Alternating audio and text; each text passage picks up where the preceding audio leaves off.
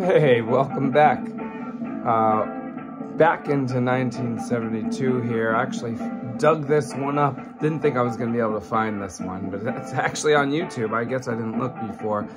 This one's from May of 1972. It's called Asylum of Satan. Very early 70s, or I guess all of the 70s, where they had this satanic panic thing going on. People were afraid of Satan. And this is written and directed by a newcomer to the horror and filmmaking scene, William Girdler. William Girdler made 9 movies from 1972 until 1978. And I think then he passed away.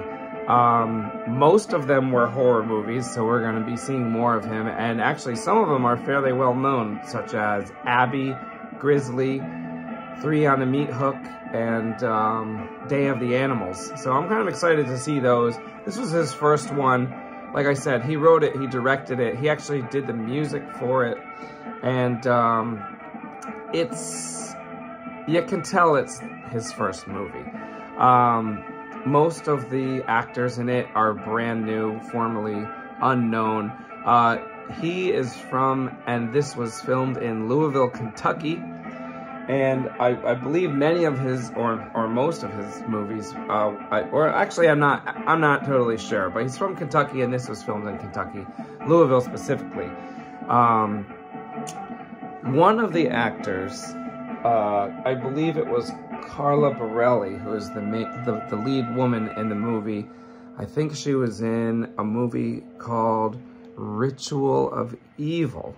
And that was actually a TV movie produced by Universal and on NBC in 1970, which I had never come across in any list. But now that I know it exists, I can try and track that one down and do a video for that too. So other than that, I don't think any of the people in this movie really had any former acting credits. And this is Girdler's first movie, like I said. Now, if you look at this poster, there's a lot of crazy stuff going on the poster. And when I saw the poster, I said to myself, if half of this actually happens in the movie, I'm going to be happy. Well, all of it happens in the movie. You have a giant demon-looking thing here. You have a hooded, eyeless, person here. Got a big cobra over here.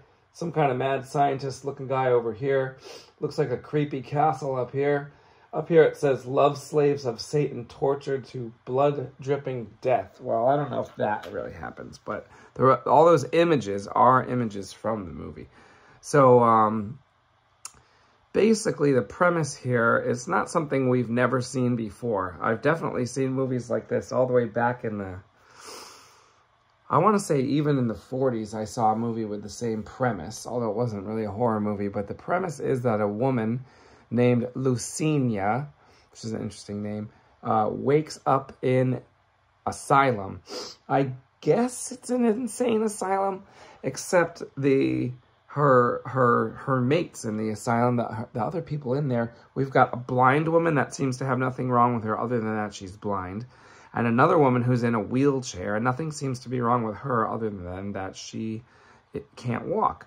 There is an insane man in there, and then everyone else that seems to be a patient in there is a hooded, cloaked figure whose faces you never see. So Lucinia talks to the doctor, and the doctor, his name is Dr. Spector, which is kind of funny to me. And Dr. Spector basically is telling her that, she had some kind of episode that she doesn't remember, and that's why she's in there, and he's going to help her get better. Meanwhile, her fiancé is suddenly missing her, and so he is on a quest to get her out of there.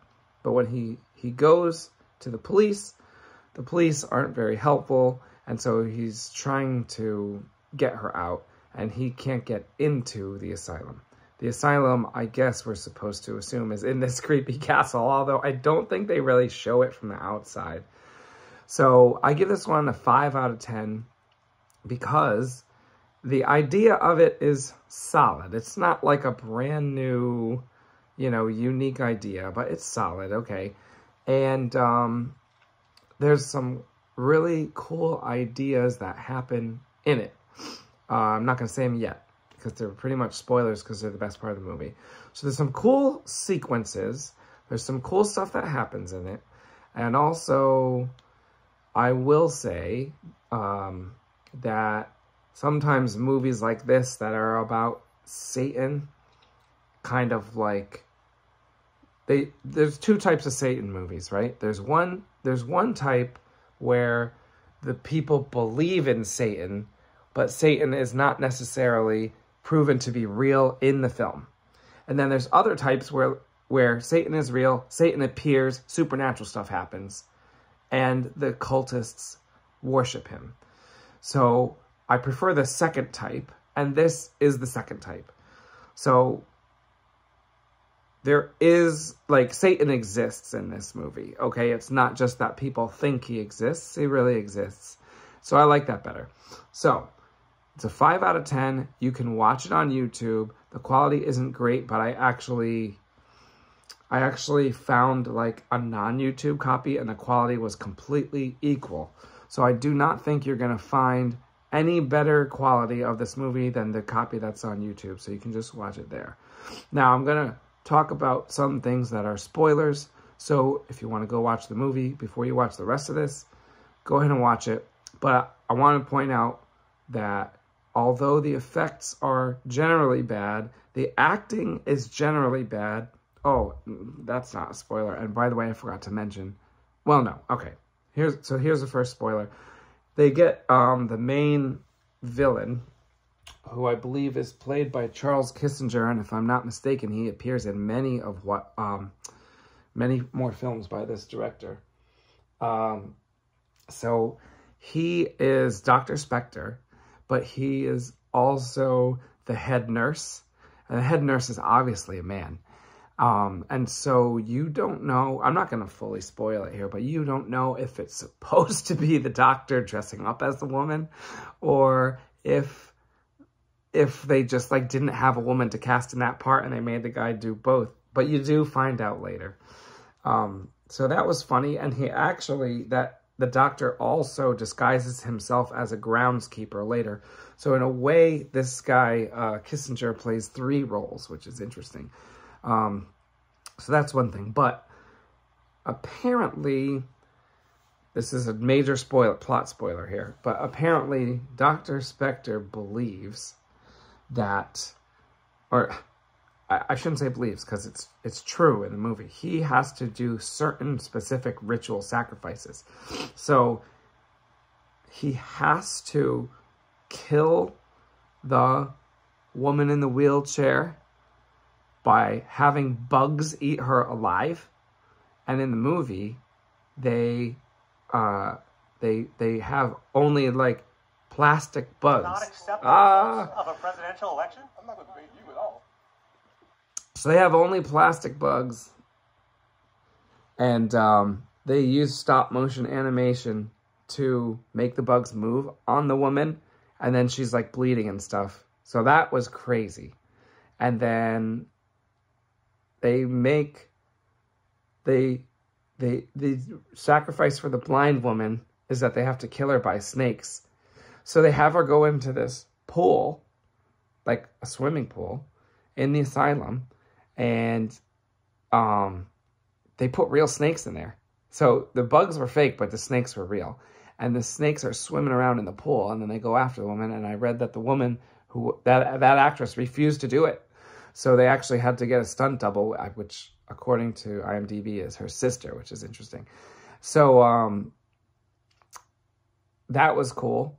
What was ridiculous, and I'm not saying this was cool, but it was funny, probably accidentally funny. I think they put fake fangs on snakes. Like, they took snakes that probably wouldn't bite and weren't venomous so that it would be safe for the actor. Real snakes swimming around in a swimming pool, like a bunch of them. And then the actress, like, holds up a big one when she's getting attacked by it, but they put fake fangs on the snake with, like, fake blood. And So that was crazy. And then when Satan is summoned at the end of the movie, it is this demon. And it's in a big rubber suit, like Creature of the Black Lagoon style, except way crappier looking. And they try and have it talk, but like the mouth doesn't move very much. And also when Satan talks, the voice that comes out of it is so distorted that you can't tell what he's saying. So those are some good sequences. And there's also like this like guy who half of his face is destroyed, who shows up a little bit. And that looked awesome. They didn't really explain what was going on there. I think maybe, possibly, it was supposed to be the insane guy that only showed up for like one scene. So that wasn't totally explained, I don't think. But anyway, I give it a 5 out of 10 because they like put a lot of effort in. It's people that never made movies before. It's not very good quality, but there's a lot of fun ideas in it. So I'm hoping that Girdler's next movie, which is 3 on a Meat Hook, is like a step up from this. Because if they're all of this quality, it's not going to be great. But you got to start somewhere. So I appreciate this movie, even if it's not super high quality. So 5 out of 10 for Asylum of Satan.